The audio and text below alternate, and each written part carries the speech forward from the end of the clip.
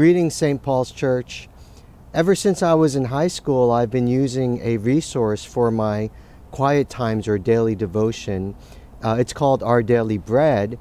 And the entry from Thursday of this past week, I thought was just a little bit better than average. I thought it was really good. The title of the devotional was Imposter Syndrome. The key verse, Romans 12:3. For I say, through the grace given unto me, to every man that is among you, not to think of himself more highly than he ought to think, but to think soberly, according as God hath dealt to every man the measure of faith. There's a lot in there that I want to unpack later, but then the devotional, just a little bit of it reads, do you ever feel like a fraud? You are not alone. In the 1970s, two researchers identified imposter syndrome as the condition of doubting one's skills, talents, or abilities and interpreting oneself as a fraud.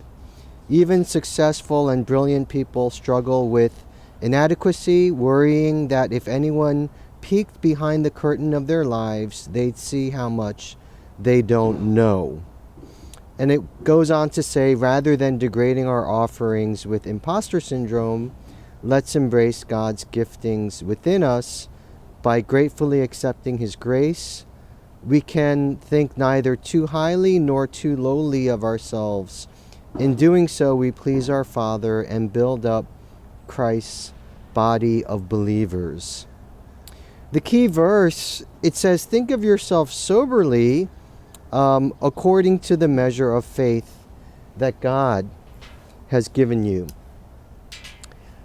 Self-awareness is a very tricky thing to figure out in life. Most people are constantly on the journey, and few people have a very good sense of self-awareness. I'm pretty sure that all of us have struggled with imposter syndrome, in which our greatest insecurities come out, and we feel like, what if people realize I don't really know what I'm talking about? I don't really know what I'm doing. It's interesting, just yesterday I was having coffee with a friend who's also a minister, just a little bit older than me, a little bit wiser than me, and I was kind of a little bit shocked because he challenged me, a little bit uncomfortable. And we were talking about a certain situation, and he said to me directly, Joe, you're presenting yourself too weak. And I was like, wow. And he went into detail how, you know what, that's just not true, and it's not fair, and it's not right. And I wanted to get defensive and fight him in the streets. No, just kidding. But I was really grateful for that advice. And it really made me think, you're right. You know, the way I'm presenting myself, there's no need for me personally to like grovel and crawl and say, I'm not worthy, I'm not worthy. But like that scripture says, think of yourself soberly. Don't think too highly of yourself. Don't think too lowly of yourself, but as the verse says, according to the grace that God has given to you and each person, think soberly. Or I would like to say, think accurately and correctly about the gifts that God has given you or the gifts that God has not given you.